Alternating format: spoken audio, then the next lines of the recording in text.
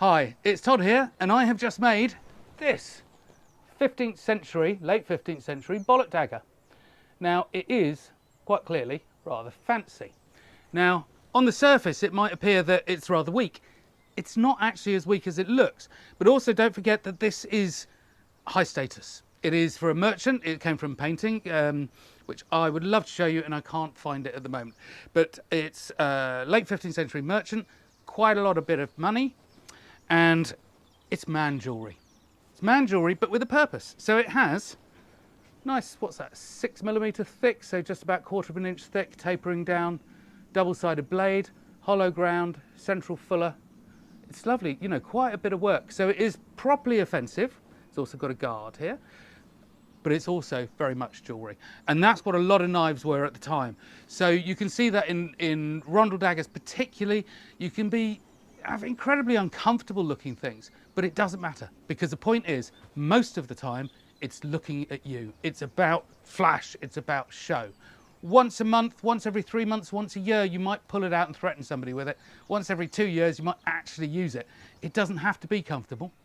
And this thing, even though it looks a little bit delicate, things are deceptive. So let's just have a quick look at this. But before we do, I'm just going to explain how it's put together. At the moment, it's all loose, and I can show you the inside.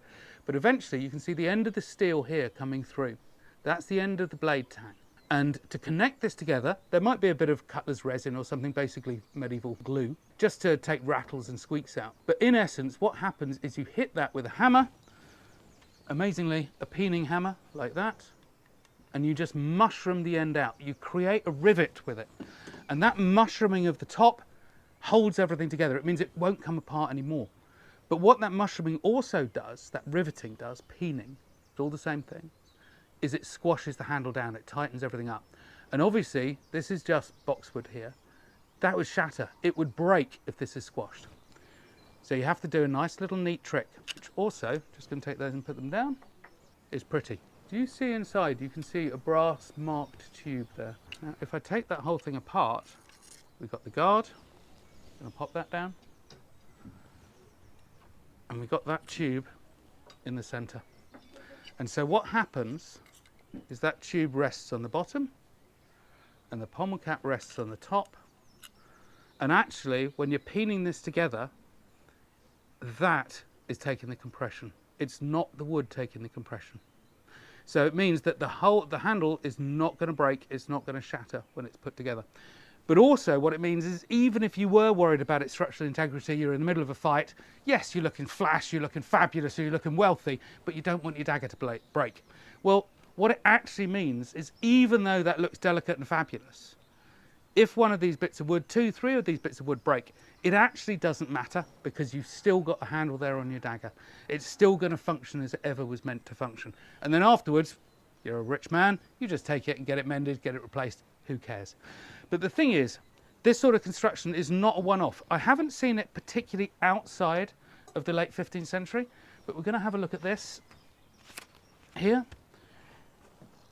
And we can see this is a rondel dagger from the Bargello, so again, late 15th century.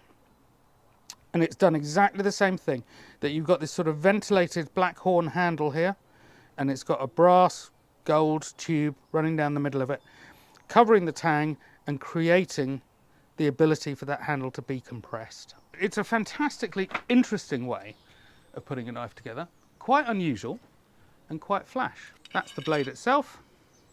Just going to pop the guard on. Then what looks like a decorative tube, but it actually has a structural purpose as well. Handle goes on. Pommel cap at the top, and a nice little peen button. And there you have it. And we're going to put the whole thing together now. And the handle won't break. See ya.